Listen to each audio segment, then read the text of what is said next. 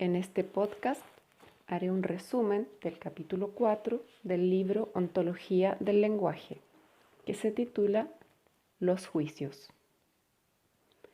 El capítulo comienza hablando acerca de las afirmaciones, en contraste con lo que es un juicio.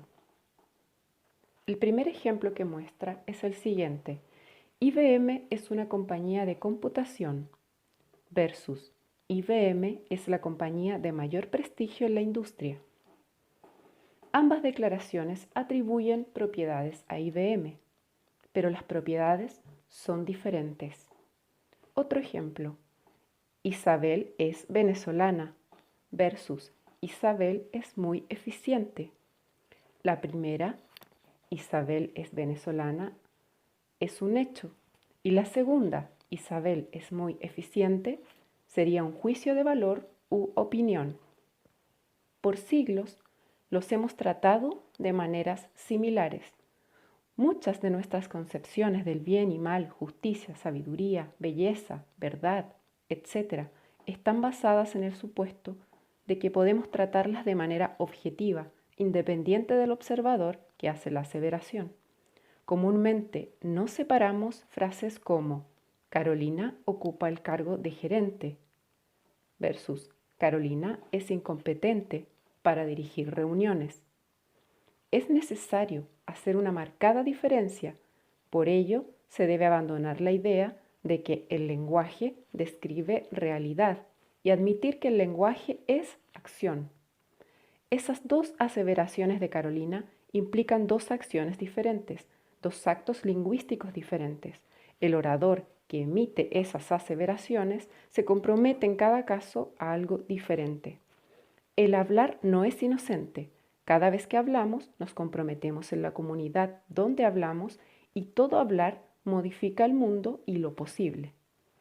Existen 5 actos lingüísticos fundamentales: afirmaciones, declaraciones, promesas, peticiones, ofertas. Cada uno de ellos implican compromisos sociales diferentes. Las afirmaciones son actos lingüísticos en los que describimos la manera como observamos las cosas. Se someten a un mundo ya existente, es decir, el mundo dirige, la palabra lo sigue. Hablan acerca de sucesos, es el lenguaje de los fenómenos y de los hechos. Pueden ser verdaderos o falsos. Nos comprometemos a proporcionar evidencia de lo que estamos diciendo si se nos solicita, o un testigo. Las afirmaciones operan en un espacio o consenso social, por ejemplo, el tiempo, como años, meses, días u horas. Y hay siempre un espacio declarativo consensual. Ahora veremos los juicios. En los juicios, el compromiso del orador no es proporcionar evidencia. Se acepta que otro pueda discrepar de lo que decimos. Por ejemplo, Carlos no es de fiar. Esta frase puede ser legítimamente impugnada. Entonces, el compromiso social que contraigo al hacer esas aseveraciones es diferente al contraído en las afirmaciones. A raíz de un juicio, el mundo cambia. Cambia para quienes aceptan el juicio emitido. Desde allí en adelante, la identidad es otra. Los juicios son actos lingüísticos básicos y generan mundos nuevos, es decir, las palabras guían, el mundo las sigue. Los juicios son veredictos, creamos una realidad nueva que solo existe en el lenguaje. No describen algo que existiera ya antes de ser formulados, no apuntan a cualidades, propiedades o atributos. La realidad que generan reside en la interpretación que proveen. Son enteramente lingüísticos. El juicio siempre vive en la persona que lo formula. Es válido para una comunidad cuando se le otorga autoridad a quien lo emite. Aún así, se puede tener una opinión diferente. Los juicios no nos atan como las afirmaciones. Siempre se puede discrepar. Cada vez que hacemos una declaración, nos comprometemos con su validez. Pueden ser válidos o inválidos de acuerdo al poder que tenga la persona para hacerlos. Ejemplo, un juez, un árbitro, un profesor, un gerente. La gente emite juicios aun cuando no se le haya otorgado autoridad. Por ejemplo, no me gusta la forma en que caminas. Si eso me lo dice alguien en la calle, no me importa, pero si me lo dice el oficial de ejército al cual pertenezco, sí me importa porque le doy autoridad. Entonces, los juicios son válidos o inválidos, dependiendo de la autoridad que tenga la persona para hacerlos. El juicio debe estar fundado en una cierta tradición o pasado. Los juicios tienen una estructura de temporalidad que vamos a revisar. Ejemplo, Miguel es un orador eficaz. Primero, estamos en el presente emitiendo un juicio. Decimos que Miguel es de una determinada manera. Este presente hará la línea de demarcación. Ahora la gente pensará diferente de Miguel. Los juicios forman identidad, ya sea de personas, países, empresas, etc. Segundo, cuando emitimos un juicio, estamos referenciando al pasado. Debemos haber escuchado a Miguel como orador en varias ocasiones. Entonces, hay un compromiso de autoridad y de estar basado en observaciones de acciones ejecutadas en el pasado. La gente entiende que nos hemos comprometido a fundar ese juicio a partir de acciones que hemos observado en el pasado. El fundamento de los juicios tiene que ver con la forma en que el pasado es traído al presente cuando se emiten los juicios. Los juicios hablan también acerca del futuro. Sobre la base de acciones observadas en el pasado, se pueden esperar ciertas acciones en el futuro. Los juicios permiten anticipar lo que puede suceder más adelante. Entonces, podemos entrar al futuro con menos incertidumbre y mayor seguridad. Los juicios sirven para diseñar nuestro futuro. Son como una brújula. Anticipan consecuencias de nuestras acciones o de las acciones de otras personas. Hacemos juicios a cada momento, todo el tiempo y sobre todo lo que observamos. La clave del juicio es el futuro. Si no nos preocupara el futuro, no habría necesidad de juicios. Suponemos que el pasado nos puede guiar hacia el futuro. Suponemos que el pasado es un buen consejero. Y aquí entran dos conceptos importantes a analizar: el aprendizaje y la innovación. Ambos pueden hacer que el futuro sea diferente. El aprendizaje nos permite realizar acciones que no podíamos efectuar en el pasado. Entonces nos permite desafiar aquellos juicios acerca de nosotros mismos. Tenemos la capacidad también de inventar nuevas acciones y nuevas prácticas. A esto le llamamos innovación. Entonces participo en la creación de algo nuevo. El futuro, por lo tanto, puede ser diferente al pasado, es decir, tenemos siempre la capacidad de reexaminar nuestros juicios. La capacidad de reexaminar nuestros juicios en forma habitual es una habilidad fundamental para el diseño estratégico. Esa estrategia es la forma de pensar el futuro y de diseñar nuestras acciones. El futuro se genera en la interacción con otros y estos pueden modificar sus juicios y acciones siempre. Los líderes, por ejemplo, son responsables de diseñar el futuro. Saben cómo aprovechar los juicios para orientarse en la incertidumbre, pero al mismo tiempo los líderes saben evitar ser prisioneros de sus juicios o del pasado que esos juicios traen consigo. Los líderes deben aceptar que pueden producir siempre nuevas situaciones. Los juicios, por tanto, conectan pasado, presente y futuro. Las afirmaciones, en cambio, no llevan el pasado al futuro. Veamos un ejemplo. Carlos se atrasó 20 minutos la reunión pasada. Eso es una afirmación, pero no me permite llevar el pasado hacia el futuro. En cambio, decir Carlos no es de fiar es un juicio y me dice algo acerca de qué esperar de Carlos en el futuro. Cuando tratamos los juicios como afirmaciones, restringimos nuestras posibilidades de acción y no aprovechamos lo que los juicios nos proveen. Por ejemplo, decir Carolina es incompetente para dirigir reuniones. Si esta declaración la vemos como una afirmación y no como un juicio, entonces la tomamos como una cualidad inamovible de Carolina y la proyectamos al futuro. Esto hace que se cierren posibilidades para Carolina. No vemos que al cambiar nuestros actos o ella cambiarlos, cambian también los juicios acerca de nosotros. Por lo tanto, al hacer esto, anulamos el aprendizaje y la innovación. Transferimos el pasado al futuro y eliminamos la posibilidad de modificar el pasado y de crear una nueva realidad. Actuamos de acuerdo a cómo somos y somos de acuerdo a cómo actuamos. La acción genera el ser. Los juicios son núcleo de la identidad de las personas. Si modificamos nuestras acciones, modificamos nuestra identidad. Transformamos nuestro ser.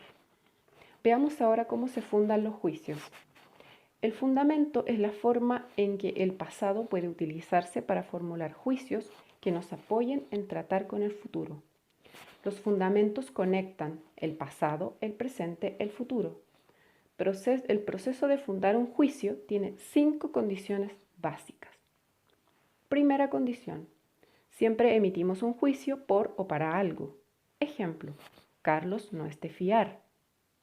Hacemos este juicio por una acción que anticipamos en el futuro. Esta acción le da sentido al juicio. Segundo, suponemos que el juicio se coteja con un conjunto de estándares de comportamiento para juzgar el desempeño de los individuos. Ejemplo, Bárbara es lectora veloz versus Bárbara es una lectora lenta. Los estándares con los que se emiten ambos juicios son diferentes.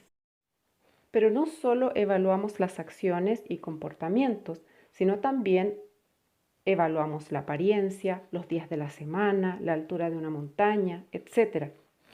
Por ejemplo, decimos, Nicolás es delgado o la montaña es enorme.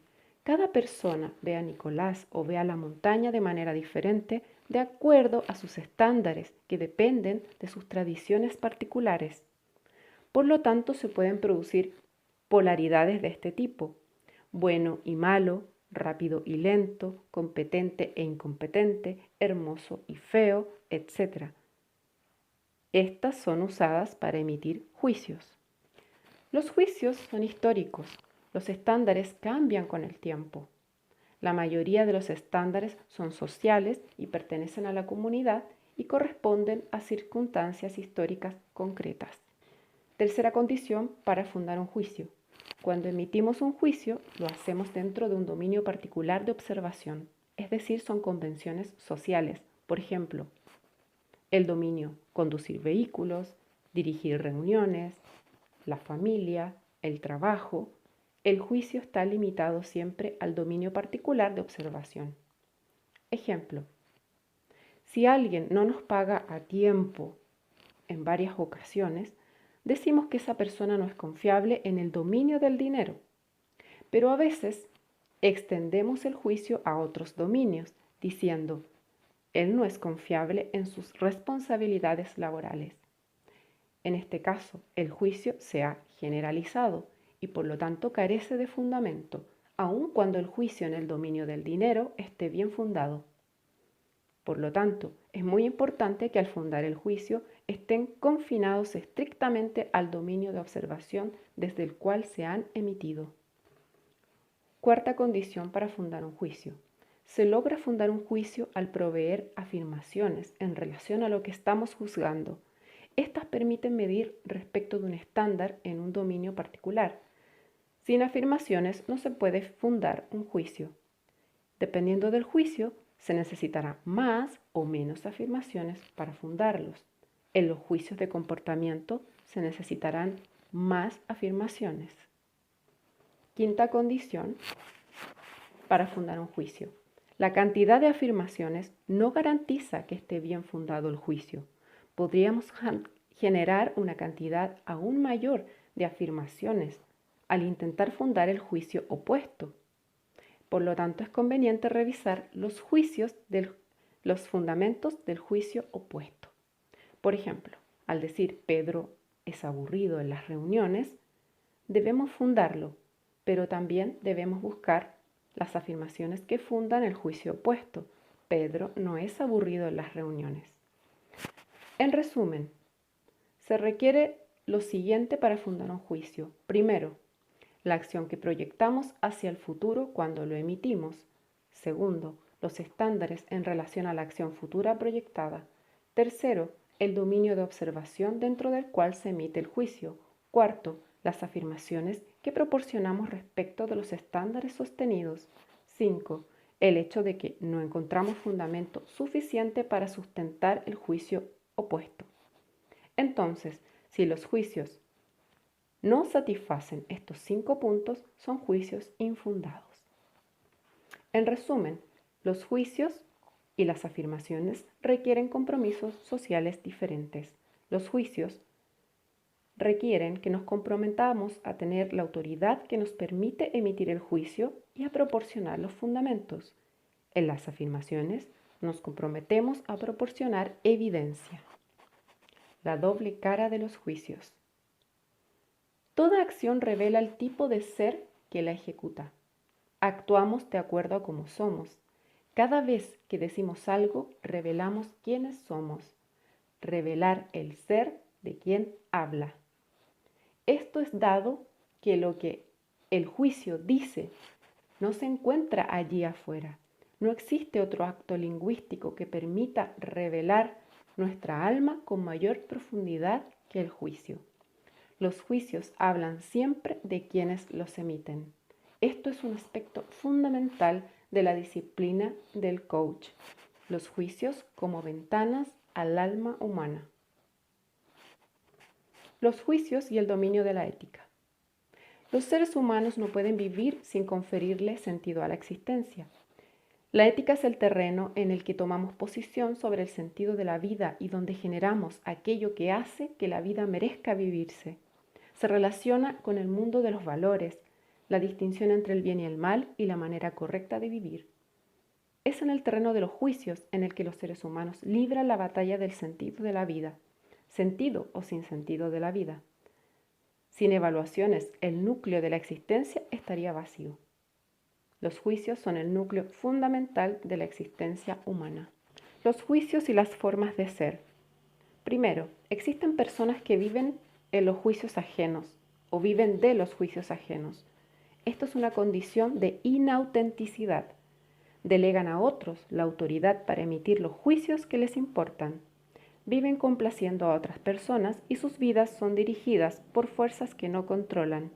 Este tipo de personas están condenadas al sufrimiento. Segundo, hay personas que tratan a los juicios como afirmaciones. Quienes operan de esta manera son rígidos, intolerantes, cierran puertas de aprendizaje. Un juicio diferente es tratado como error o falsedad. Cambian la discrepancia por la confrontación. Esto lleva al fundamentalismo y la intolerancia. Si estos rasgos son permanentes, cierro posibilidades y la plasticidad de la vida. En tercer lugar, hay quienes viven sin ser capaces de distinguir entre juicios fundados e infundados. Estas personas viven en decepción permanente con respecto a sus expectativas y gran dificultad para diseñar el futuro. Hacen interpretaciones mágicas. La vida es un misterio. Viven en resentimiento o euforias y optimismo ficticio. Su vida es infundada. Más allá del bien y el mal. La autenticidad es igual a la capacidad de vivir de los juicios propios. La emisión de un juicio no asegura pertenencia. Puedo estar emitiendo juicios que he encontrado disponibles en mi comunidad y repetirlos sin examinarlos críticamente. Debemos enjuiciar el juicio. Cuando hacemos juicios espontáneos, los juicios nos poseen a nosotros. somos cautivos de la condición de inautenticidad, no somos libres. El ser humano accede a todo su potencial de libertad cuando somete su existencia al rigor de la autenticidad, que aprende a enjuiciar los juicios, a evaluar las evaluaciones, a examinar los valores que encuentra a la mano. Trascender a las formas heredadas que demarcan el bien y el mal y tomar la responsabilidad de crear esa demarcación nuevamente, para mí es fundamental. Hacer trazos nuevos, nuevas distinciones, invención de nuevos valores. Los juicios le pertenecen a él y no él a sus juicios. Los juicios y el sufrimiento humano. Los juicios son la raíz del sufrimiento humano. Dolor versus sufrimiento. El dolor tiene raíces biológicas en el sistema nervioso. El sufrimiento es algo diferente, es el dolor del alma. Surge de las interpretaciones que hacemos sobre lo que nos acontece y los juicios en que esas interpretaciones descansan. Entonces, modificando los juicios que hago sobre lo que me sucede, encuentro mecanismos efectivos para aliviarme del sufrimiento. También está la dimensión corporal y emocional que no debemos dejar fuera, además de la lingüística. Por esto es que es prioritario el dominio del lenguaje. Una cuestión de confianza. Existen diferentes compromisos sociales. En la afirmación nos comprometemos con veracidad y relevancia de lo que decimos. En la declaración nos comprometemos a hacer nuestro el comportamiento posterior, consistente con lo declarado y su validez. En el juicio nos comprometemos con consistencia y validez, que el juicio sea fundado. En las promesas, peticiones y ofertas nos comprometemos con la sinceridad y la competencia para ejecutar lo prometido. Verdadero o falso, relevante o irrelevante, válido o no válido, consistente o inconsistente, fundado o no fundado, sincero o no sincero, competente o incompetente. Siempre estamos haciendo juicios sobre el orador a lo que éste dice o lo que éste dice. No podemos romper entonces las cadenas del lenguaje. Juicio de la confianza. Sin confianza no tengo posibilidad de construir una relación estable con los demás. Es esencial la confianza para la vida y las posibilidades. La confiabilidad es la competencia para cumplir con las promesas. La confianza está comprometida en todos los actos lingüísticos. Por lo tanto, debo ser impecable en el respeto a los compromisos. El respeto por el otro, que en la convivencia social nos brindamos los unos a los otros en cuanto personas. Para Maturana esto es amor. Hacia una ética fundada en el respeto. En el dominio del lenguaje, el respeto es el juicio de aceptación del otro como un ser diferente a mí, legítimo en su forma de ser y autónomo en su capacidad de actuar. Es la aceptación de la diferencia, legitimidad, autonomía del otro en nuestra convivencia en común. La ontología del lenguaje se sustenta en una determinada ética de la convivencia, basada en el respeto mutuo. Respeto mutuo, según Maturana, formado de convivencia social desde la cual el mismo lenguaje emerge. Finalizamos acá el resumen del capítulo 4 del libro Ontología del lenguaje de Rafael Echeverría.